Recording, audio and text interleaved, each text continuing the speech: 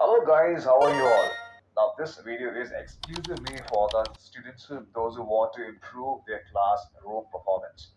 Yes, I understand that it is not an easy thing when you're sitting along with so many students to understand what the teacher says to you.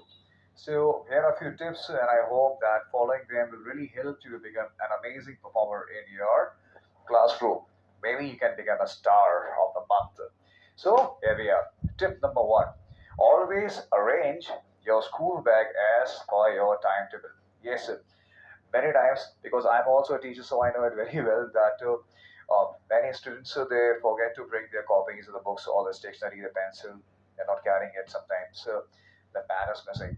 So you won't be able to study well because you're not just carrying your book. You first of all look into the timetable and ensure that have you got the right book, right copy, and do you have all the things that you require for the day or not. So before you come to the school, ensure that you have all the things that you require for the day. Tip number two. Tip number two is you read a couple of pages before you go to the school that day. Suppose if the teacher is going to start from page number 17, so I must read page number 16, 17, and 18. Three pages I will have to study. Okay, page number 16, 17, and 18. 16 will help me to have a connectivity with the 17th page, which is going to be taught by the teacher, and then 18th will help me to foresee. That means in advance I will come to know slightly about what the teacher is going to teach ahead. So I will have to study, I will have to read what the teacher had taught, is going to teach, and will going to teach.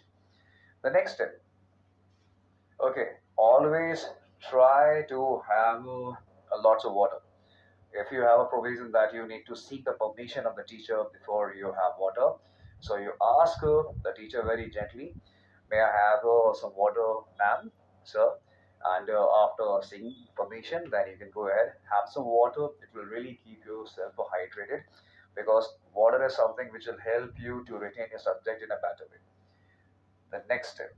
The next step is whenever you have any doubt, feel free to communicate to the teacher. In fact, if you think that you haven't got the concept clear, just after having completed that particular, you know, part of the chapter, you raise your hand and very gently request the teacher to repeat that again. Okay, and this time when the teacher repeats it, you just try to understand that what exactly you were not able to understand. Okay, to understand that what exactly you haven't understood, this part is also very important. If you know that what particular part is not clear to you, it is going to really help you a lot to become a good student in a class. The next step, be an active listener.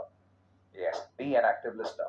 Now, many times it happens that maybe your partner is having a good time over there and he's not paying attention. So you may be lured, you may be attracted by the conversation that they're having. They're having so much of fun. Okay, though we have lots of responsible teachers everywhere in the school, but sometimes exceptions are always there. You try to cut yourself from that and you try to pay more attention on what the teacher says to you. Okay, and how that will happen? Did you focus? If you will focus right over there, I am telling you the truth that your entire mental faculties will help you to understand the subject better. Look, there's a difference between hearing and listening. Often people think that hearing and listening, they both are synonym of each other. No. You know, hearing is something, suppose if there is a car passing by my house, and while making a video, you overheard that sound of the car. That means whatever you have overheard, that was hearing because you were focusing on my words. So what you were focusing on, it's called listening. So you are listening to me, but you have listened to the noise of the car which just passed the way of my home. So there is a difference. So listening is more active. Listening is a more active process. And hearing is something it's complementary, like me. So someone is talking, so definitely the sound will fall upon our ear, so you will come across whatever they have spoken. But listening is something you engage your entire mental faculties in listening to the teacher with your utter focus. So just I hope this bundle of tips is going to do wonders for you in your classroom performance. Just follow all these tips. These are very basic tips, and I hope that they will do wonders for you. Sometimes just making few changes in life can do a big miracle for us. You need not have to make a huge change. You just have to go step by step, and you will find that you are coming close to your target, to your goals.